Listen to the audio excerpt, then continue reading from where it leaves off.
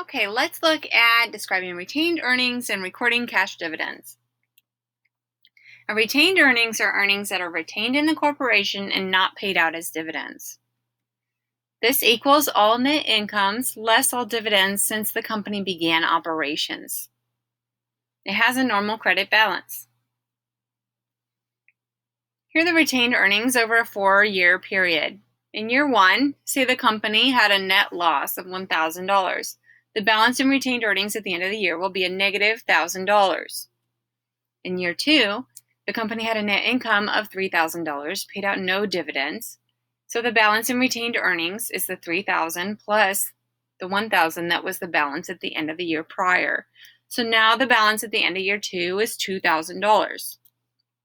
In year 3, the company had a net income of $4,000 and paid out $1,000 in dividends. So what you'll do here is you'll take the balance from year 2, $2,000, add in the net income of $4,000, so that takes you to $6,000, subtract out the dividends of $1,000, and the year-end balance for year 3 will be $5,000. For year 4, the company reported a net income of $10,000 and paid out $3,000 in dividends. So you'll take the balance at the end of year 3, $5,000, and add the net income of year 4 to make $15,000. Subtract out the dividends for year 4.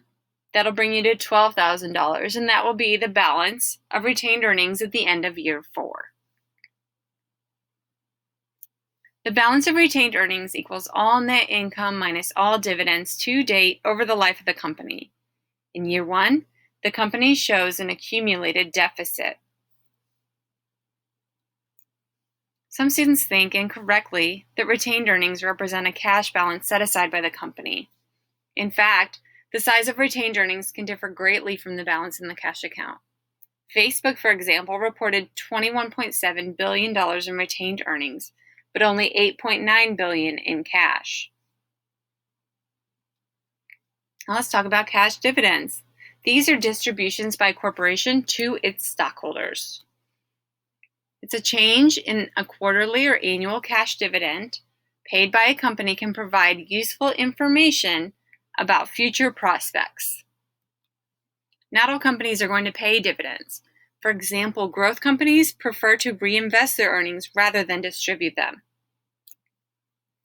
Here's an example of Facebook's dividend policy. This is in their notes in the financial statements. We have never declared or paid cash dividends on our capital stock.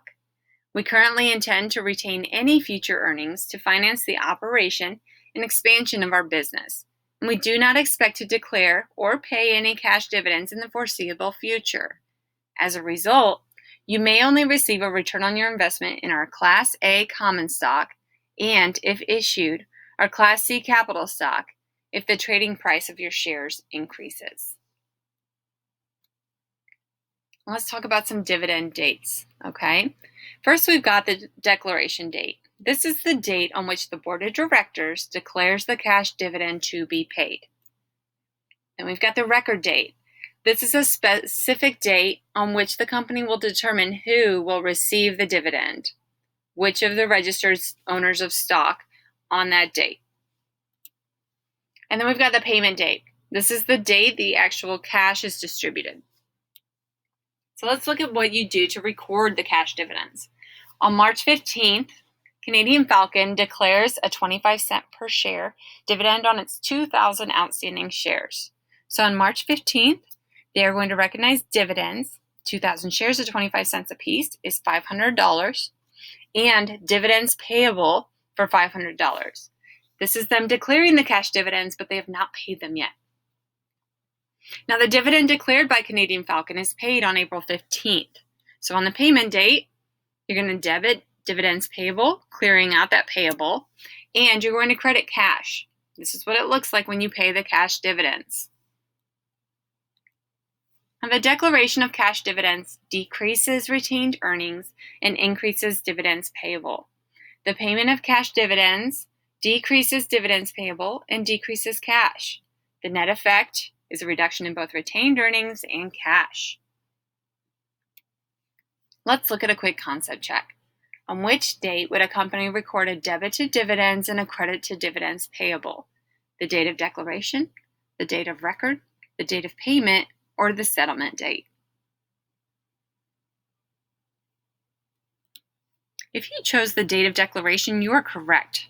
No transaction is recorded on the date of record.